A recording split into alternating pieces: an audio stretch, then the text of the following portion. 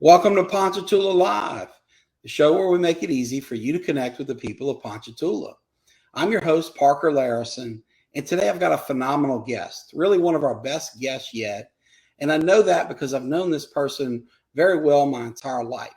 We entered kindergarten together at St. Joseph many years ago, about 40 years ago, and we went to school all the way through the 12th grade.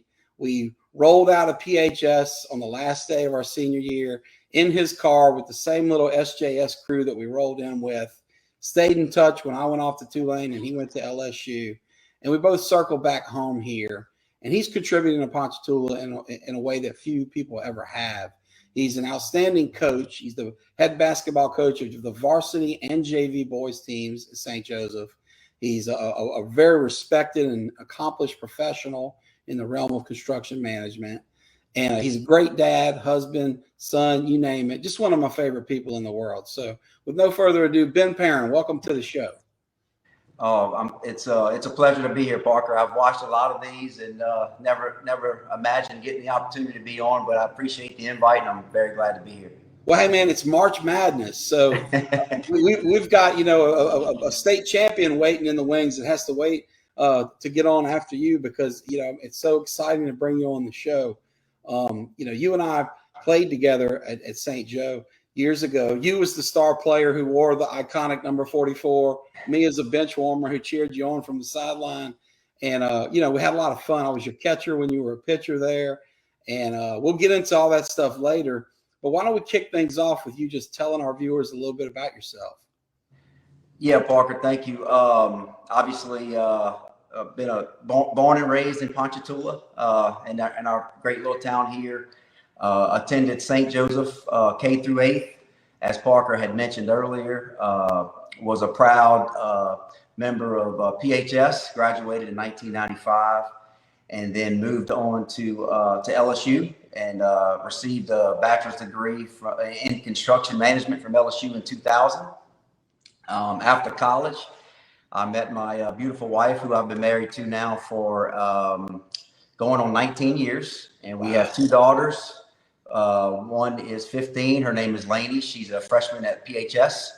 And our youngest daughter is Reese. And she is a seventh grader. She's 13 and she's a seventh grader at St. Joseph. So she's a basketball player as well. So seventh grader, that means she's going to be running the school at the end of the year. What's the little day they do there? Is it not fair day? The little day with all the activities where the eighth graders leave and the seventh graders are in charge. My first grader's been talking about it. He's looking forward to it already.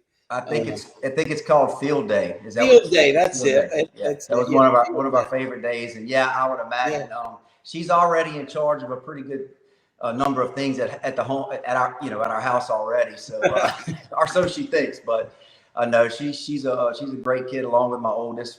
Rachel and I are very blessed. We have two wonderful kids, and we're very happy. I'm going to ask you a little more about them and your beautiful bride later. I was privileged to go to school with her like you were, and she's one of my favorite people too.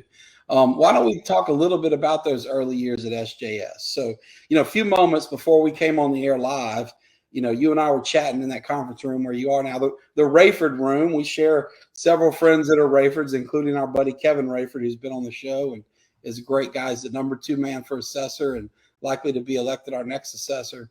But in that room, while we're chatting, two little rugrats could run in there. One is an SJS first grader, and he shook your hand. And then my little pre-K guy, who'll be at SJS next year, came in. So I'm on I'm the old dad with young kids. You've got some, a little later. But what do you remember when you were at that stage? Maybe like my little boy, first grader, kindergartner, those early SJS years. What comes to mind when you think about that? Obviously the friendships that we created, the teachers that we had. I don't know if I can still do it, but I used to up until a few years ago, I could name every one of my teachers, from K through 8th, and probably still could if I wasn't put on the spot. But just the bonds, put you on the spot, but we had some good ones. just the bonds, that we all made, like you mentioned it. Our friendship started, when we were younger. Such a small environment, small school. obviously the education that we received in an environment that I think that we're all proud of and all came up in. Just the tradition, obviously it being a Catholic school meant a lot to me and my family because I was raised Catholic. I wouldn't say anything particular other than, what I remember is just, I do remember things being very structured. And I like structure. So St. Joseph was always a good fit for me. But looking back, I think I received a wonderful education that all pointed things towards God.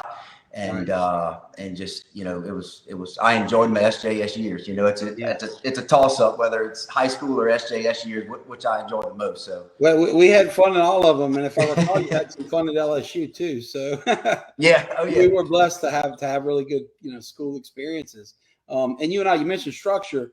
We're kind of the last of the Mohicans among some other classes to be there with the nuns, and they brought some real structure to your life. And of course, we were blessed with a great principal after that, and Miss Meisner. But it's neat because, I think, you look through the eyes of your own kids when they're coming up and what was life like at that age. And my first grader who you just met reminds me of first grade. And I had Miss James for my first grade teacher. Is that who you had too? I had Miss James, and I had the pleasure of, and I know we're going to get into this later, but I also had the pleasure of coaching Miss James's grandson. Well, that's where I was going with that. So I get to see her now in her role as retired teacher and grandma, because like you, I coached one of her boys. And let me tell you, Coach, you've got a real star coming your way. Aiden Dorado, her grandson, was a star on a very good team that I coached this year. Along with several other St. Joe kids that were just dynamite players like Jacob Stogner. His mom, Lindsay, was our assistant coach. And really, she led the charge with most of our playmaking and stuff. But it's really neat to kind of see her in another role because it is such a great family community. And her daughter was in my little brother's class. And there's all these kind of legacy connections. And speaking of great SJS teachers, Miss Abby Anderson here, one of the best at the school now, has chimed in with a wonderful comment and says that Coach Ben is very well respected coach to all these SJS students, and you're passionate about basketball, and you're great. Of course, we know, her husband's one of your best friends, so you're a great friend to that family, and I think your daughters are friends. And Abby, thank you for watching the show. Thank you in particular for always looking out for my little guy, my little absent-minded first grader in the carpool line. You and your colleagues save him from running out in the traffic just about every day. So it's good to see you here, and I'm very appreciative of the work you do for us. Joey and Abby are very good friends of Rachel and I, and but I'm telling you, that comment's going to cost me. I love it. Well, here's another one coming in from our buddies Kevin and Karen Rayford. It didn't take long for his ears to start burning. We were chatting about him in a little while, but he says you're a great coach and friend. And of course, it takes one to know one. Kevin himself is a great coach and friend. And now his own kids are coaching too. Lathan Rayford, who works here at my law firm part-time while he's in college, is doing a dynamite job coaching soccer. But Kevin goes on to say, Ben, that you've coached all his boys and done, and there are many of them. There are 4 Rayford boys, and done a great job. And they love you, and you're giving back to the SJS community. And folks, I probably should mention here too, before we dig in too much deeper, Ben's not a faculty member at SJS who's just coaching as part of his job. He's going back to his school and volunteering on top of a full, long day, working hard, supervising people and running and putting out fires all over the state. We're going to ask him more about his career later, and he can give you the details there. But I just do want to make clear that that's kind of his role. And Kevin knows what that's like because he's done a lot of that over the years. So, folks, we're here with Coach Ben Perrin of the St. Joseph Crusaders. He's the head coach of, for many years, the varsity boys.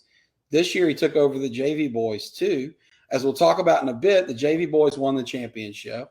The varsity boys were second, went to the championship game, and he's won varsity championships as well in the past. So we're talking with someone who's had a lot of success at St. Joseph, and we were asking Coach Perrin about his years at St. Joe. Well, moving up through the years, we were asking kind of about the early years in first grade with Miss James and whatnot. What do you recall as you kind of progressed through the school and we got up there into the older years with athletics and all that goes with that? Well, obviously, you mentioned the sports part of it. Obviously, we all took our school seriously. My parents were very strict about an education. My mother Right. was an Your mama educator. was a teacher and principal. You better Yeah. be serious about your school. Yes, but for the most part, as we got into middle school and on into sixth, 7th, and 8th grade, we had the pleasure, and I don't know if it's the right time to mention Mr. Mutt Burner, but Yeah, please tell us about Coach Burner. He was the best. So I mean, I think the world of Muddy Burner. He's one of my true mentors in my life. He's probably one of the reasons that I'm doing what I do. I can never forget, Parker, when we were that age and we played for him. I just thought he had the coolest job. I'm like, man, he's got the greatest job in the world. He's the basketball coach at St. Joseph, and he had a unique ability to make everything fun. Yeah. And the love that his players had for him was incredible. To this day, anybody that's ever played for him, been associated with him at SJS basketball, I can't imagine anybody saying anything else than what I'm saying right here. Just an incredible person. He was my confirmation sponsor. I was about to say, I recalled him being your confirmation sponsor. Look, there's still sayings that he used when we were in 7th and 8th grade that I used with our team today. Right. Just an incredible person, and certainly somebody that I look up to. Obviously, we played with his son, and I also had the pleasure of coaching. Yeah, let's give a shout out to Corey. He's your good buddy, your golfing buddy, and he's now my neighbor. We don't want him to be mad at him. Muddy raised two great men who were great athletes as kids, college baseball players, and Brad and Corey. And C-Man, as we called him back in the day, was just a year ahead of us and a dear friend to all of us. Yeah, great family. His wonderful wife, Miss Patty, beautiful and sweet and smart as they get. Just a great people. And I'll tell you, so you'll recall he used to call me Thurman.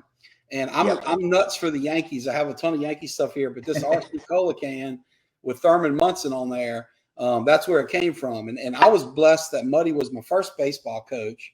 Back then, we didn't have T-ball, as you remember. It was coach's pitch.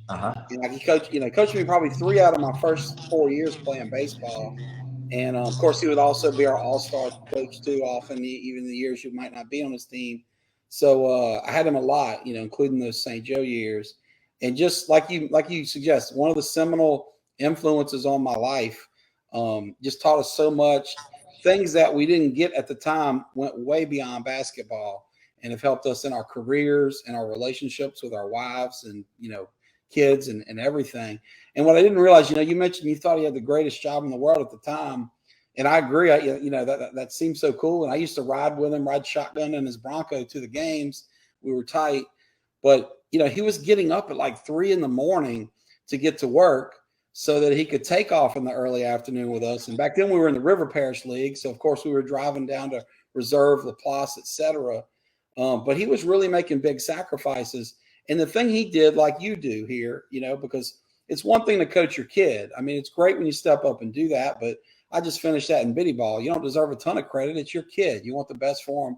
But like you, Muddy went and coached the years after Corey left, I mean, and not only did he stick around and coach our gang our 8th grade year, but he also, all his stud players left. I mean, you and Chad Richard were great players, but y'all weren't even starters our 7th grade year.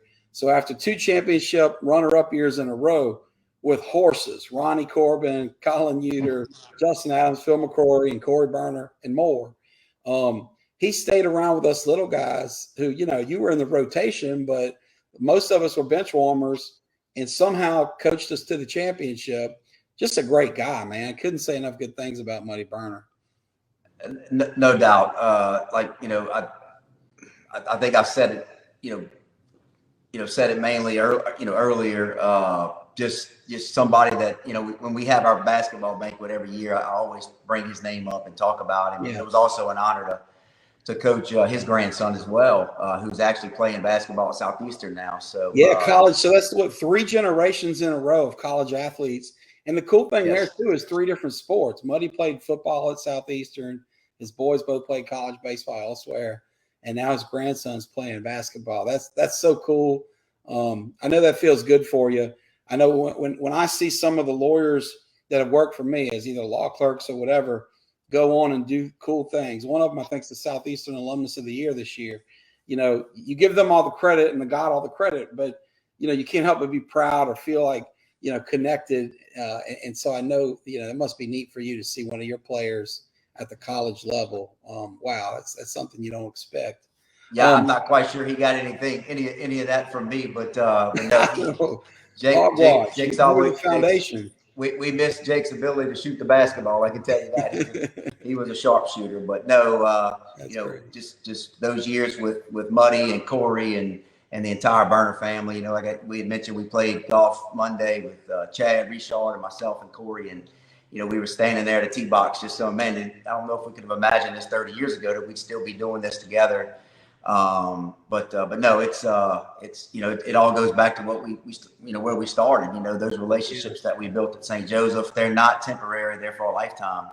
For sure. And I tell our kids that on a daily basis when I have them for basketball. Is a lot of, no disrespect to our teachers and our faculty members out there, but I tell them, you're not always going to remember who your teachers are, but you're always going to remember who your coaches and your teammates are in sports. And those bonds that you make are for a lifetime.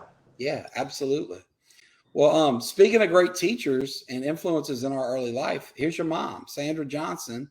Miss Sandra was one of my extra moms, and I think I've mentioned you before on the show, Miss Sandra, along with Paulette Poche and Jeanette Richard and Stephanie Perrin and all these wonderful women that kind of, the old saying, it takes a village. You guys kind of raised us up. So it wasn't just Stephen and Ben getting your good influence. It was the guys Ben just mentioned and many more. But your mom says that we're two of her SJS boys, and she's so proud of the men we've become and the foundation we received at SJS. That's so true. And you're right, Miss Sandra, there's nothing like lifelong friends. And it's cool to see that group kind of stick together, because even though some, I think of Cheese, as we call him, Jason Kramer, now, we sometimes we'll fling across the country. I went away for school and worked for a little while and came back. And, that bond is always there. You could kind of be out of the mix forever, but you could miss 10 Brandon Perrin birthday campouts in a row, but you come back for that 11th and, it's like you didn't miss a beat. And that's so special. But Miss Sandra, I really want to thank you, because you were such a great example to all of us. Just a wonderful, respected, hardworking woman. Obviously a legendary educator here in Ponchatoula. And you raised two boys into fine men. And I'm really impressed by that. Tell us about your mom, Ben. What was it like growing up in her house? I got to see it a little bit when I stayed over with you on weekends, and we had a blast spending the night playing in the backyard, playing Nintendo, into the wee hours, etc. But when you think about your mom when you were a youngster, what comes to mind? Strict. No, she was a great mother. Always put her kids, above herself. Always sacrificed. Worked extra. Did extra tutoring on the side to make sure that we got the best education. She was into my academics as well as athletics, but academics were always first. I'll never forget, we got progress reports one time at St. Joseph that weren't very favorable for me, and I don't think I saw daylight for about 6 straight weeks. So obviously she cared about academics, being an educator, but it wasn't just that. She raised us in the church. We were in that pew at St. Joseph every Sunday religiously, and that's something that my family and I carry on today. There's not a Sunday that goes by that we're not in church. Or Rachel and I are also involved in some ministries with the church as well. So let's take a moment to talk about that. What's your faith mean to you, and what are y'all into? Tell us about that. Well, obviously, I was born and raised Catholic, been a member of St. Joseph Parish for 45 years. And obviously going to SJS, we had a Catholic background, and when you leave SJS and you go to a public high school, and then obviously a state university, it takes that foundation that you had to continue to do those things and follow the commandments and do what you're supposed to do on a daily basis. But I would say, I don't know, about 10 years or so, I took more of an interest in learning more about the Catholic faith. and started doing some teaching some classes in our adult formation ministry. Unfortunately, we're not quite as involved as we were at one time. Rachel and I were actually leading that ministry for a while. And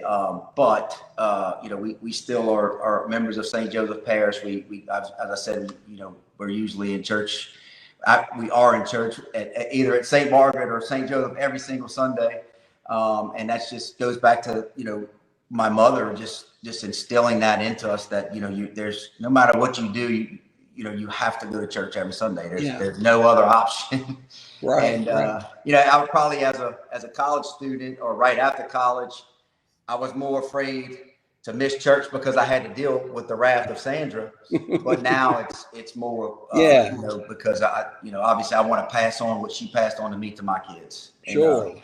But no, it's been a good thing. And my wife is probably, I give her the most credit for my Christianity and my spirituality, because she's probably one of the most spiritual people that I know, and she does a good job of helping me lead our family in a Christian manner. Well, I'm glad to hear you give her that credit. It hits home with me because it was my wife that got me back in the pew when we were dating. And she's now a Sunday school teacher, like Abby Anderson, who commented earlier. We go to First Baptist, and it's so important to have people around you, parents, spouse. When I say earlier, it takes a village for us to get raised up into decent students and professionals and human beings. That also applies obviously to your faith walk, right? And the journey that we're on, following Christ. And it's really cool. And you're right. Your mom was a wonderful mentor in that realm, supplemented by people like your confirmation sponsor, Muddy. And I remember he converted to Catholicism not long before you were confirmed, right? I mean, while he was coaching us. Yeah, that's correct. That's right. Yeah, that's neat. We've got another wonderful woman chiming in here, Miss Joanne Tierney, and she says, "Big time Ben." Tell me about that, Big time Ben. Where does that come from? I have no idea what that means, other than maybe she thinks I'm big time because I'm on your show. Well, you are big time around here. She knows that. It's big time. Look, there's no better coach around than her husband, Coach Hank. He's the best. I love him. He brought us to unprecedented heights. But you were in Ponchatoula before they were, right? So you're big time around here. He may be big time in the rest of the world, 300 wins. But in Ponchatoula, it doesn't get any bigger than Ben Perrin. So, Miss Joanne, you're right. Miss Joanne, honestly, thanks for tuning in. I know you're a dear friend of Ben. Ben, go ahead. Well, I'd say that honestly, Parker, that's a perfect segue. We talk about mentors. Coach Hank and Miss Joanne, they moved, I don't know the exact time, maybe 14, 15 years ago. And I was lucky enough to live close to them. And so obviously Hank and I became very close friends. And I was trying to help them and introduce them to, a lot of folks from our area and our town. And the closer that we got, I think I actually, helped him with his golf tournament on a yearly basis, the Boosters Club tournament. And we just continued to go closer and closer. And as that continued, I guess he somewhat gave me full access to his football program, whether that be practices or, I was there every Friday night in the locker room before the game, in the locker room after the game. And you speak of mentors, being able to watch a coaching legend, in addition to being a very close friend, but and watch him at his craft. And I learned so much from him being there every Friday and at the practice and stuff like that. Just and we talk about work ethic, and we talk about the love that he had for his players. Is probably the two things I take away the most from him. And him and Miss Joanne are just incredible people. We actually consider them family. Miss Joanne babysat our daughters a lot. Even Coach Hank babysat one time. I don't know if Miss Joanne would ever let him do it again. But anyway, just being around Hank for so many years and so many times. Matter of fact, we traveled to Lake Charles together to watch the state championship. The semifinal game. Right. And but just watching him operate on a daily basis, Parker, what I've learned from him is, he used to always say, nobody's going to outwork us. And he meant not just his players, but him as a coach as well. The amount of time he spent in the film room, in the weight room, you could rest assured when Ponchatoula had a game that the team across the field was not going to be, no more prepared than he was, because he worked so hard at it. And then just watching him in the interaction that he had with his players and all of his former players when they would come back for a Friday night game, and that interaction was incredible. I'm glad you mentioned that because, I think of one of the most famous interactions we had when he was here, Ryan Clark. We all watch Ryan Clark on ESPN every day, it seems like. And obviously a Super Bowl champion, tremendous NFL player, now big-time media sensation. When you can get somebody like that, not just to come back and see his old coach, but to come and cross the lake and come to some little town like Ponchatoula. He didn't play for Coach Hank at PHS and return to his old school to see all his old buddies. He went up into the swamp, into this little strawberry town that he maybe had never been to. I don't know, but like that's love. That's when you can get somebody that busy and that important to make the trip to the Mayberry, that we are. That speaks to the real relationship he had with players. And, it wasn't just superstars like Ryan Clark. He seemed to be really there for all his players. So that's he is. I watched him. I watched his interaction with college coaches, and his players were always 5 stars. And he had their back. When he talked to college coaches, his guys were the ones that were always the best, or he thought that they were the best. I mean, look at Tajay Spears. And my alma mater too, and he proved Coach Hank right. I mean, yes, Tajay he stuck it to USC, Cotton Bowl MVP. That's right. And Tajay, when he was a freshman and sophomore, he wasn't always the perfect young man, but I mean, watching that kid grow and the love that him and Hank had for one another, and they still do today. I know Coach Hank watched every second of the NFL Combine. It looks like Tajay is going to be around a second, third round draft pick in the NFL. And like I said, just the interaction between Hank and his players, you learn so much from that. And, when you're around that a lot, you're able to take things from different folks and obviously, implement that into what you do as a coach, but not just as a coach, but as a parent, as a boss at work or what have you. The parallels, that you can draw from those, 2 scenarios is phenomenal. But, like Melvin, I mean, speaking of great coaches, Melvin Myers, my high school baseball coach, he's another guy that I look up to at, just a tremendous mentor, hard-nosed guy, like no nonsense coach. And when I was a freshman and sophomore, probably wasn't one of my favorite people. At times I didn't know whether we were on the track team or the baseball team because he ran so much. But when I began to mature and became a junior or senior, and that respect factor just kind of changed a little bit. And then as I went on to coach, because and I'm sure we'll get into my coaching career. I coached baseball for 20 years prior to switching over to basketball. And I would say one of the reasons I wanted to coach baseball was because of Melvin Myers, because I had so much knowledge of my 4 years under him that I wanted to share it with all the local, players in our area. Well, let's talk about those 4 years. So we've been talking a lot about St. Joe. We get to PHS, and you're a standout baseball player. You played for Coach Myers, who, man, talk about standout players, a tremendous player at PHS and at Southeastern. My brother's high school buddy and classmate. I watched him growing up, and he and his brother Box were just beasts. Tell us about what PHS was like for you.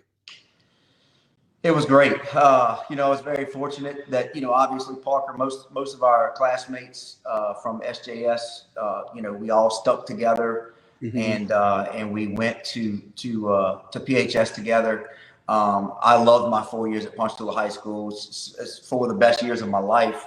And not just because of the sports, but the camaraderie, the fun things that we did, the key club meetings, the things that we did outside of school. I received a great education from Ponchatoula High School, which I thought prepared me very well for college. And, I played basketball for a couple of years and then realized that I wasn't athletic enough to keep going on. So I settled on baseball. And as you mentioned, I mean, when we were, I was fortunate enough when I was 12 to play on a Dixie Youth baseball team that made it all the way to the finals of the World Series. Yeah. And, what was so cool about that is all of my teammates, just about from that 11 and 12-year-old team were my same exact teammates when we got to high school and played baseball. And as you mentioned, we were a very successful baseball program under Coach Myers. I think in my 4 years, we won district 3 times and went to the state quarterfinals twice. We didn't quite make it as far as we would have liked, but again, just those friendships, those relationships that were created through sports or through extracurricular activities at school. Those are the same guys and same relationships and friendships that we build upon and that are existing today. Yeah. Well, it's true. You kind of kept that same crew, but you supplemented with some extra people like Coach Hank and Miss Joanne, and like this next fellow to pop up, Coach Dustin Easley, our buddy. And he's got this great question. Is that Girl Scout cookies behind you? And the answer is a resounding yes. That is $1,000 worth of Girl Scout cookies. And so, Jake, Ben, and folks, if you hear me slipping into calling Ben Jake, that's his nickname from his middle name being Jacob. But yeah, Coach Perrin, you can have as many Thin Mints and Samoas or whatever they're called as you like. And Dustin, if you can get down here to the office before we leave, I'm happy to share with you too, brother. Good to hear from you. Please give your lovely wife a hello from us. Dustin, coach for years too. Great guy. Tell us about him and the relationship. Yeah. So when I became the coach at St. Joseph, I think it all started on like one of those Strawberry Festival weekends at Artie Thompson's house. Corey Berner and Artie their kids were about to be in the 6th grade. And Sherman Mack, who had been the 7th and 8th grade coach for a couple of years, if not more, his son Chase was graduating. So there was no one else to do it. And I don't think they wanted to do it.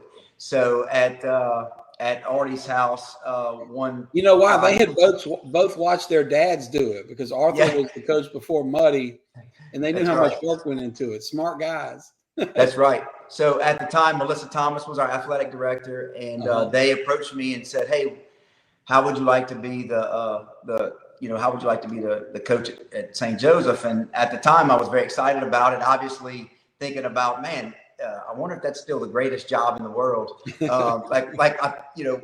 When Muddy had it. And so, I guess for some time we talked about it.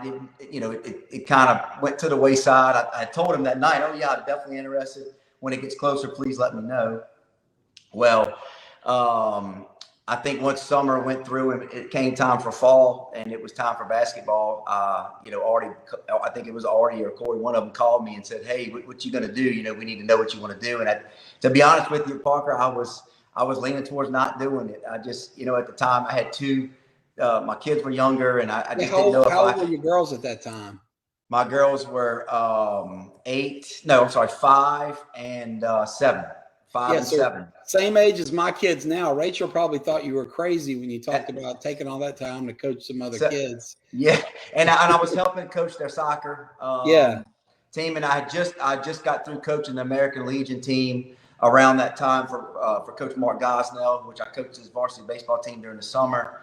And I was thinking my coaching career may be coming to an end, so I was really leaning towards not doing it.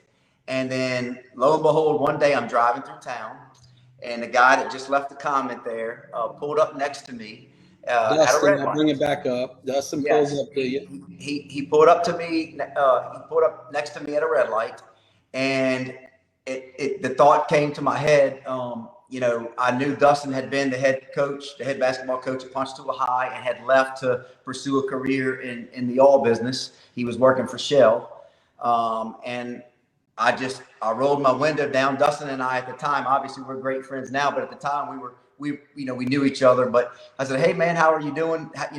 Would you be interested in coaching basketball again?" And he's like, "Well, for who?" And I'm like, "St. Joseph." And one thing led to another. Well, he agreed after a couple lengthy conversations. He agreed to coach, and he's probably, honestly, that's the only reason that I probably agreed to go forward with it. Really? Knowing because you had him. He agreed to help me because honestly, Parker, I was a baseball guy.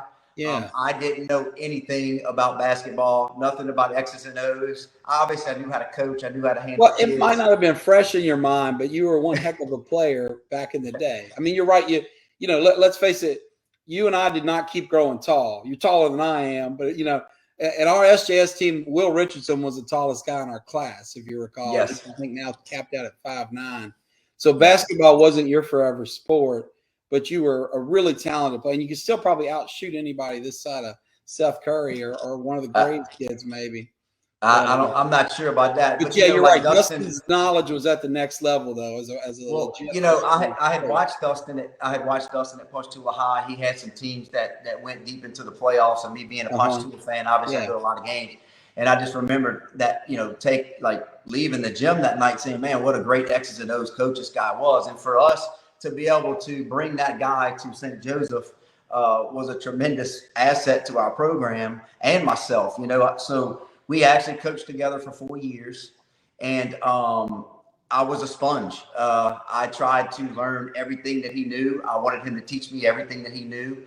And, I wouldn't be the coach I am today without those 4 years with him. I mean, we still run a lot of the same baseline out of bounds plays. We still run a lot of the same, offenses and defenses. I mean, we've changed them up some just because after you're doing the same thing over so long, you got to do something different.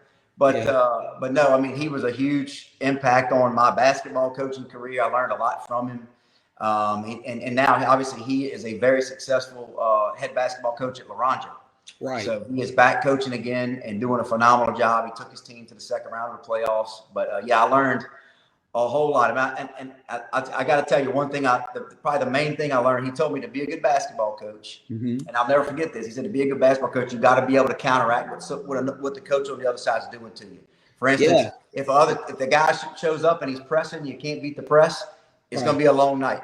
Yeah. Or if he's in a 1-3-1, you got to know how to beat it. So, between that knowledge and always, having Dustin by my side and watching him at his craft, like, man, how does he, but, I was a sponge. And then there were times where, since he's gone now, like if we show up and there's a defense I haven't seen before, Rachel's probably rolling her eyes. She'll catch me on Google at 1 o'clock in the morning trying to figure out how to beat a whatever kind of zone or man or whatever it is they're doing. So just been a student of the game ever since I had I was fortunate enough to coach with Dustin.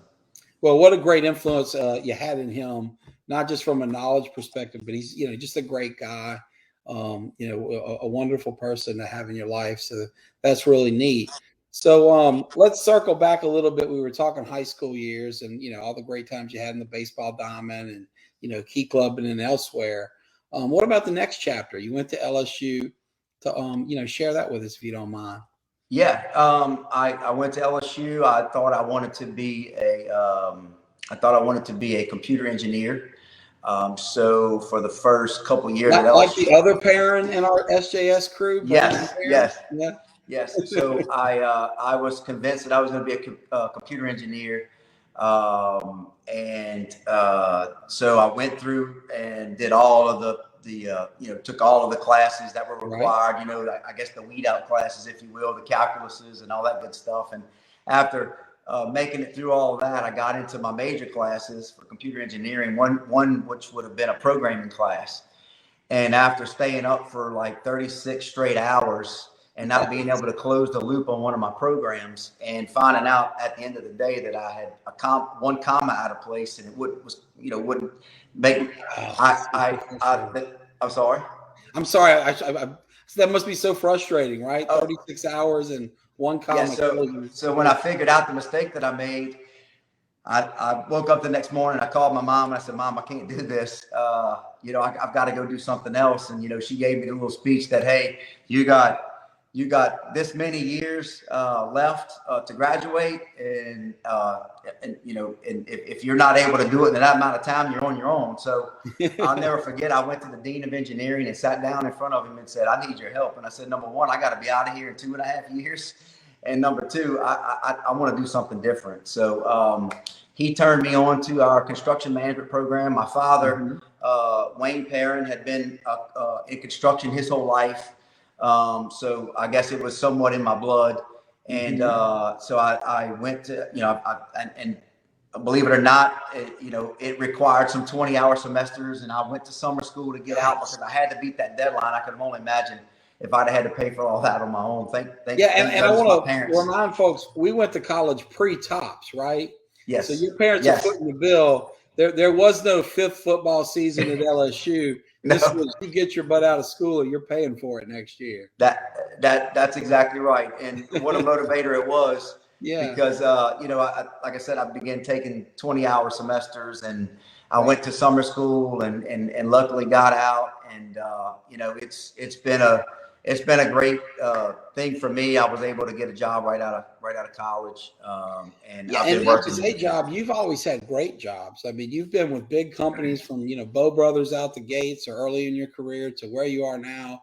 I really appreciate the role you've taken to mentor my nephew, Dylan Lee, who works in that industry now and is new. And as he navigates being a young dad and new to this industry, he's smart, he's bright, he'll do great. But wow, to know he's got a mentor like you out there really means a lot to our family. So if you will, kind of tell us a little bit about what you do and what kind of construction projects you do too, because while your dad was very successful in construction, and I don't know his whole career, but I know a lot of it's like local residential building, right?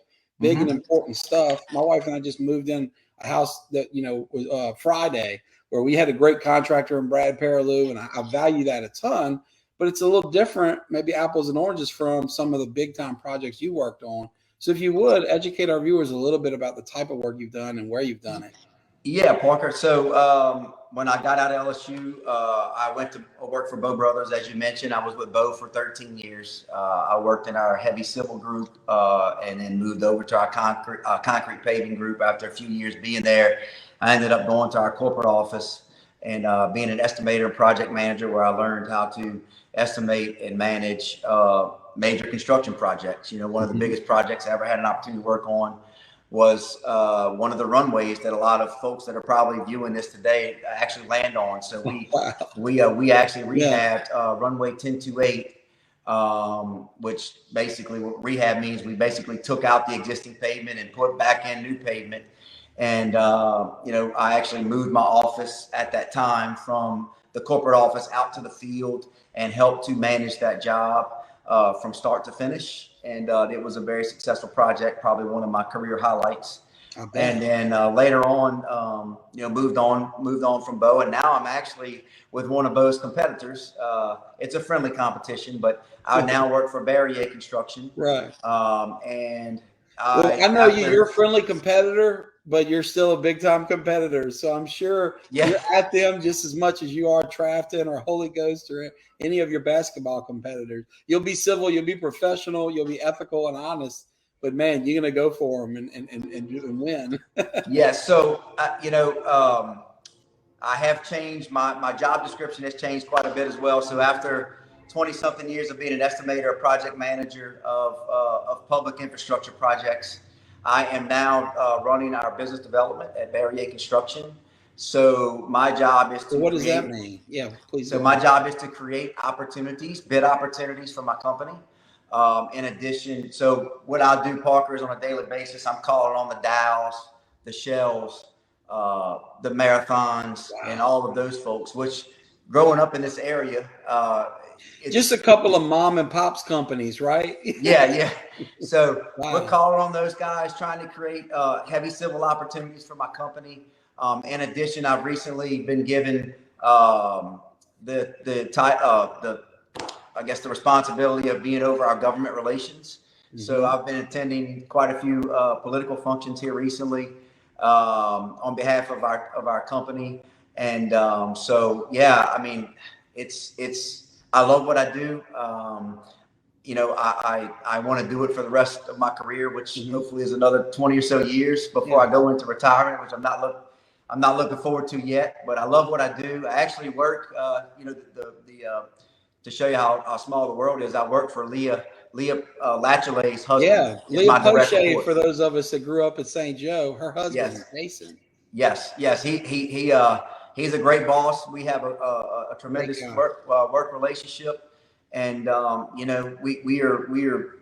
lucky that we have been very successful over the last 12 to Do you 18 mind, months. Ben, if I just interject a little bit of a plug for Leah and her partners, her wonderful Yeah. partners, Destin Sims and Tracy Wolf, all local girls, local women, excuse me, with Yellow Van Farms. They've got this great flower farm, I should say, up in La Ranja. Now, they were just wiped out by the freeze, so they may not have flowers today. But I bought, a dozen tulips for each member of my team, or all the ladies on my team last week. They were beautiful. I got some for my wife. She loved them. But I'm a real big fan of their operation, not just because they do great work with the flowers, but they have a generous heart and spirit. I've been volunteering with this local cancer ministry, and they agreed to give us flowers to give to the cancer patients that we assist. And so just great folks. So guys, they sell flowers on Saturdays at the farmers market. You can Google them or Facebook page them or whatever, Yellow Van Farms. But since Ben mentioned one of our old classmate, Eric Poche's little sister, Leah, now Leah Latchley, thought I'd give a little shout out to that business venture where she's partnered up with a couple of other great local families in the Wolf family and the Sims family. So sorry to detour a little bit from loving. That's and honestly, so when I first started at Barrier, my boss at the time,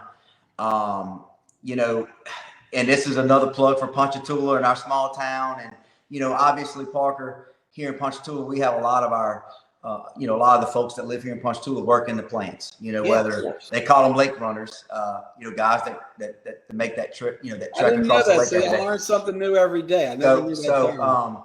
What's amazing about it is when I first began that job, the number of folks from Ponchatoula that work in these plants and have significant positions in those plants, I was able to use that to my advantage. So I can remember times where we would actually go sit down and have lunch with, a client. And I guess we would sit down and we would have that old Ponchatoula, relationship thing popping up and what this guy's doing and what that guy's doing. And then we would leave and my boss would be like, "How do you know him so well?" I'm like, "Well, I coached him. He pitched for me back in 2005 or whatever." So, it's, and again, I guess to tie that back into being a coach for so long, because like I mentioned, I coached baseball for 20 years. Right. It's amazing how many people and kids and families that you come across and you're able to develop a relationship with, and you never know when that's going to work out to your advantage. Like, because honestly, it's amazing when we go into these plants and I see that guy and I'm like, man, I coached him, or I'm coaching his son, or what have you. And what else is weird, Ben? You're probably seeing a little bit of this at the 20-year mark. Is you hit that point where their kids are now playing. So like we've got a kid I coached who now has a son playing for the University of Michigan. He's a Wolverine. Another kid I coach, I go to take my kid to watch the now state champion PHS boys play basketball, and they're introducing the starters, and they named Corey Jackson, and it reminds me that I coached his dad, Corey Jackson. And of course, when I tell my kid, they're like, "Dang, Dad, you're old, man." That's they just think you're ancient. Speaking of Corey, big Corey and little Corey, so they're little. Yeah, so Corey's little brother and big Corey's son, obviously, he's going to be going to the 5th grade next year, and I got to be honest, I'm salivating at getting the opportunity to coach him. He's a player. Corey Jackson Jr. is a great player, but I hear his little brother. Whoo, he's something. So I was at their game yesterday. I went to a 4th grade because for the first time we're actually going to, we're going to do something this summer together, not affiliated with St. Joseph, but I'm going to do my own little summer team. And, so I've already asked Big Corey if Caleb can start playing with me this summer. But he's going to be a phenomenal talent, and I'm really looking forward to the opportunity of coaching him. In addition to not only being a great athlete. Tremendous family. Tremendous family. They're the baby. Their little sister is in my son's 1st grade class, and she's just a beautiful little girl. But Corey was great. We called him Action Jackson. Corey Senior, best player I ever coached by far. And there were some great ones, some college players. That I just coached Little League, right? But man, they were great. We've got some wonderful comments coming in from wonderful ladies that I want to share with you. Pam Perrin says you're doing a great job. You know, Miss Pam, thank you for tuning into the show. So Parker, the last couple comments I may not have to pay for. So from my mom and Pam. Right. We call that a plant, right? You've got some plants in the audience here, chiming up for you. But hey, that's the sign of the great family you come from.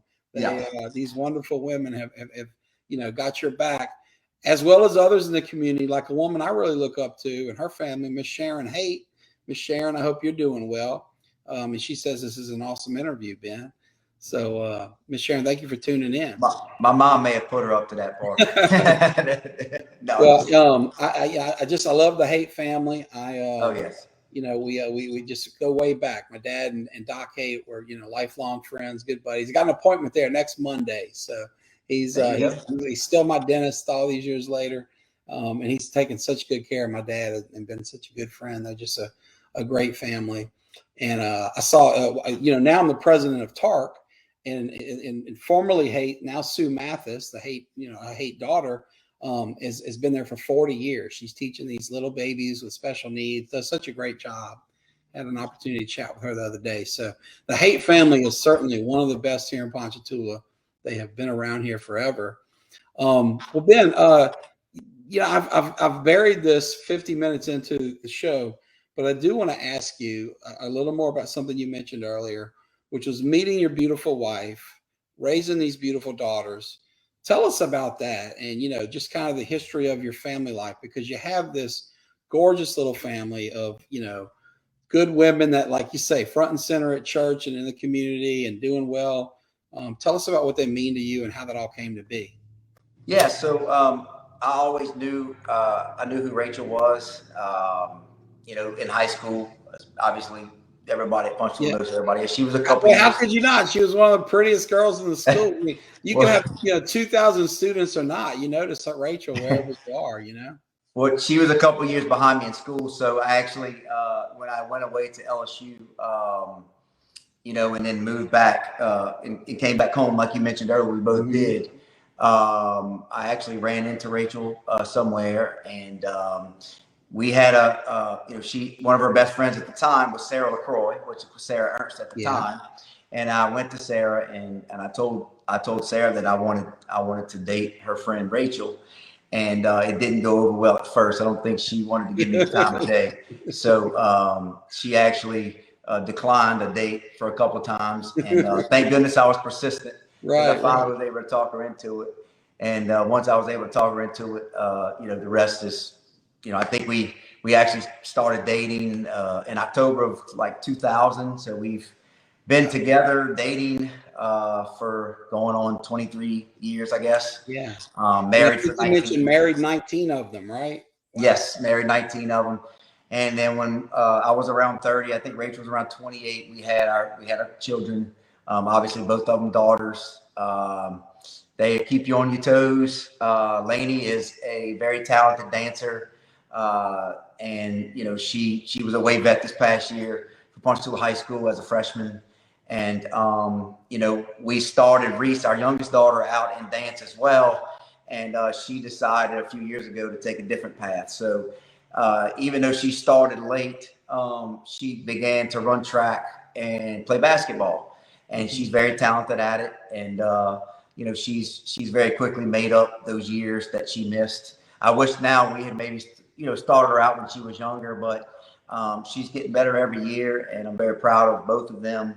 And the young women that they have become, and I thank God every day for Rachel and them, and they complete me, and they put up with me, being a coach is not always the easiest thing. Sure. And so Rachel puts up with like I said, some of the late nights from I want to know how I'm going to beat this team tomorrow, or this defense, or what have you, or maybe being away at a practice or being away at a game, but the great thing about that is my kids love sports now too. Yeah. So they're Dodgers fans like their dad.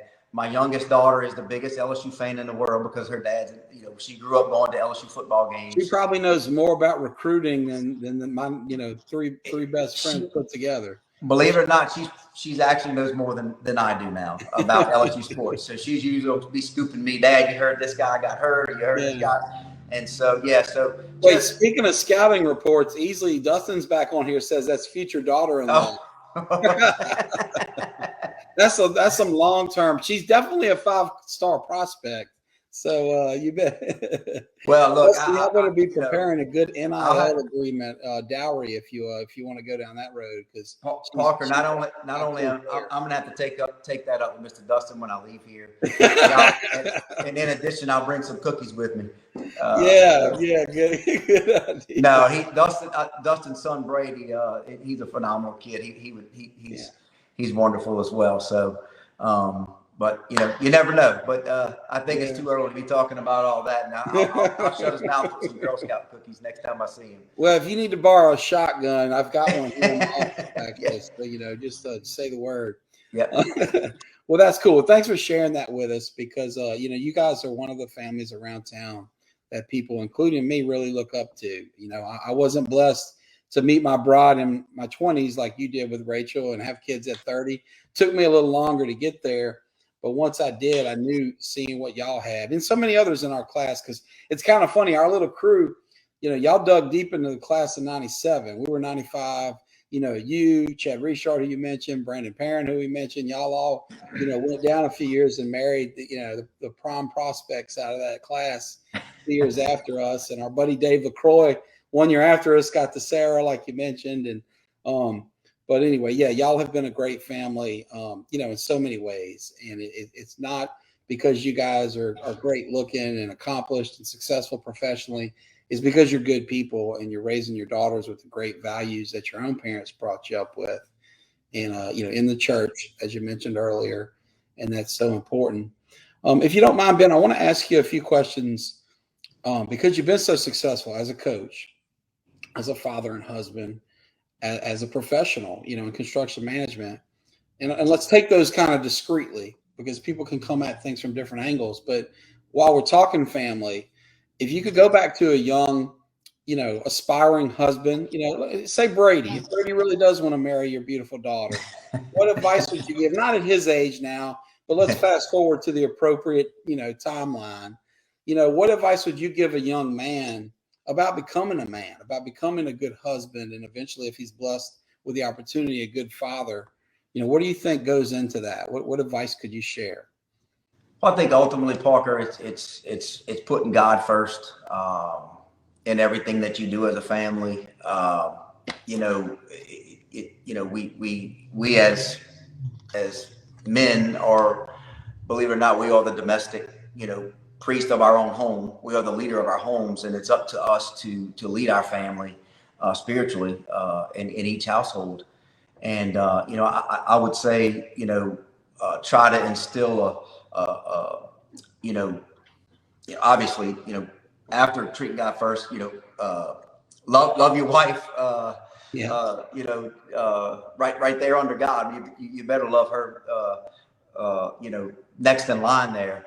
But just, keeping God first, trying to instill in your kids a work ethic, and teach them that, nothing is given to them in life. It's always, everything's got to be, should be earned. And the way you achieve those things is through hard work and dedication. And but honestly, just, be competitive, learn. It's one of the things that we try to teach at our practices and our games is learn how to be a competitor. And what I mean by that is, there's usually not a practice that goes by where I don't, and my players would probably be sitting there rolling their eyes, but they get a 5-minute lecture from Coach Ben about, today you're competing for a starting spot, or, you're going man to man and playing with this guy, in basketball. Well, 10 or 15 years from now, that competition is going to be turning into a job interview. Yeah. Or it's going to be turning into, you're trying to get into a certain college, and there's going to be competition throughout your entire life. And not only, learning that competitiveness, but also how to deal with the adversity when things don't. Yeah. We used to say when I coached baseball, used to say you could fail 7 out of 10 times and make it to the Hall of Fame. Yeah, absolutely. Look, I've got a Derek Jeter, tons of Jeter stuff in here. But Yes. career And hitter. I know I kind of went off on a tangent here, and I'm sorry I brought it back to sports, but That's a great example. that's why I love that my kids are very involved in dance. They're very involved in Reese is very involved in sports, because I want them to learn those same lessons that I was able to learn at a younger age. Well, it's so important, Ben, and you know this so well because it's what you do. But everyone's athletic career ends. Michael Jordan no longer plays. He's now competing as an owner and a billionaire and all this other stuff. But whether you're, Jordan, LeBron, these guys that play till their late 30s, or whether you're me on the way other end of the spectrum and your career ends on the bench in the 8th grade, those lessons carry through. And so when I look back at the few successes in my life, I know that they come from lessons I learned from Mutt Burner and, the few other great coaches I was blessed with as a kid. So that's a great point. Let's ask a similar question, but now direct it to the professional world, because you hit the ground running. You got this hotshot job at Bow Brothers at a young age, but you didn't rest on your laurels. Now you're a totally separate company doing a totally different thing and just kicking butt. What advice would you give to somebody like my nephew, who I mentioned earlier, who's young and entering that world and hoping to succeed like you have?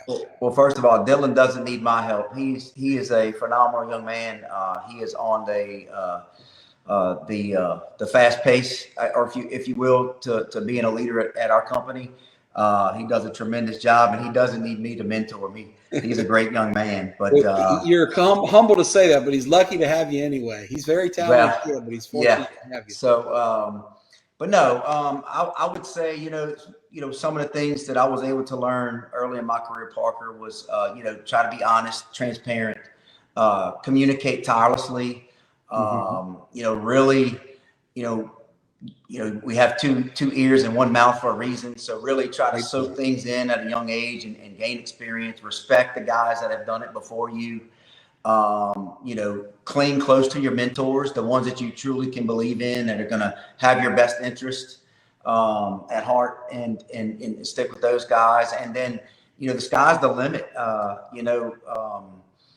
That work ethic that you may have learned in whatever you did at a younger age, it's going to get a great opportunity to pay off in your professional career. But one thing that we always talk about, not only in sports but at work, is the one thing that they'll never be able to take away from you is your character. And if you have great character and the guys that work around you or with you trust you, it goes a long way in helping you be successful, no matter what you're doing, whether you're a coach, whether you're a project manager, whether you're a doctor, an attorney, what have you. So, just be transparent, communicate tirelessly, and always, like I said, you always want people to say, look, you always want people to be, to talk about your character. If Ben Perrin's done his job at St. Joseph, if 20 years from now, there's a young man that I coached that's on your program or your son's program or whoever's doing this 20 years from now, that's talking as glowingly about me as we do about Mutt Burner. Right. And so that would be, that would be my advice, is just be true to yourself and be honest and fair and honest. And it's going to get you a long way. Because look, we've all had people that have worked for us, and we, being in job interviews and interviewing a lot of young men, I would always lean towards the guys with character, because I felt like I could mold them, how I wanted them to raise up within the company. Yeah, you can teach them the procedures of what you do, but you can't teach them character. That's right. That late in life. That's great, right. Great input. Well, Ben, the proverbial buzzer is nearing here. All right. We'll get you back to your beautiful family on time, and it's right around 6. So we'll close with the question: is there anything else on your mind, on your heart, anything at all that you'd like to share with our viewers?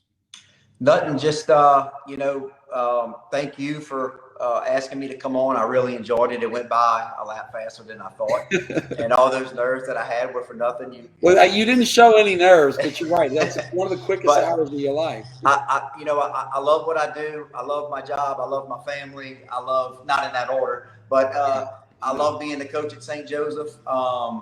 and you and I talked about this earlier. One of the great things about St. Joseph is the tradition and the families. I mentioned to you earlier the guy that coaches with me now, Bryce Giat. He went to St. Joseph. Yeah. Our bookkeeper, Becky Smith does the book. Becky Benson does the clock. All St. Joseph folks. Our athletic director, who's phenomenal, by the way, Emily Waddell, just made. Honestly, in 8 years, I just finished up my most fun years being the coach of St. Joseph, and Emily had a lot to do with that. She's very popular at our house today because she's the face of the Chick-fil-A breakfast that the kids got. If they were able to sell enough water for my boy who runs cross country, was really excited that Miss Emily got him some Chick-fil-A lined up at school. The only thing so she's basically given me everything that I've ever asked for, which except for a contract extension. I asked for a 5-year deal after winning the JV now this year, and she told me that she was only going to give me 1 year. I had to. Whoa, you're playing year to year after all that success. But no, she's great. I love working with her. But again, thank you for asking me to be on. I had a blast, and I look forward to doing it again. It was definitely one of my favorite shows ever, and we will get you back. This year, you won one of the 2 championships, and you were the runner-up in the other game. Next year, when you win them both or win the flip-flop, however it goes, we'll get you back. But, folks, at the intro, I told you it's going to be one of the best shows ever because it's one of the best guests ever, and Ben Perrin lived up to the hype. So, Ben, thank you for doing this. To your beautiful mom, Miss Sandra, and everybody else who watched and commented, thank you for sticking with us, and we will be back next week. Y'all have a good day. Take care.